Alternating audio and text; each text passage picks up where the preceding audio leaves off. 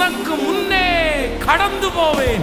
இந்த மாதம் கர்த்தர் நமக்கு கொடுக்கிற ஒரு நல்ல வாக்குத்தத்தம், நான் உனக்கு முன்னே கடந்து போவேன். கர்த்தர் முன்பாக கடந்து போய் கோலியாத்தை ஜெயித்தது போல, கர்த்தர் முன்பாக கடந்து போய் யோசேப்பனுடைய தேவைகளை சந்தித்தது போல, கர்த்தர் முன்பாக கடந்து போய் அக்கினி சூளைக்கு தப்புவித்தது போல, கர்த்தர் முன்பாய் கடந்து போய் சிங்க கெபிக்கு தப்புவித்தது போல, இன்றைக்கு இஸ்ரவேலின் ஜெயபலமான ஆண்டவர் இந்த மாதம் வாக்கு கொடுக்கிறார். நான் உனக்கு முன்னே கடந்து போய் தடைகளை நீக்கி, வழிகளை உனக்காக உண்டாக்கி, வழிகளை உனக்காக ஆயத்தப்படுத்தி உன்னை ஆச்சரியமாய் நான் நடத்துவேன். இந்த மாதம் நீ தனியாக இல்லை.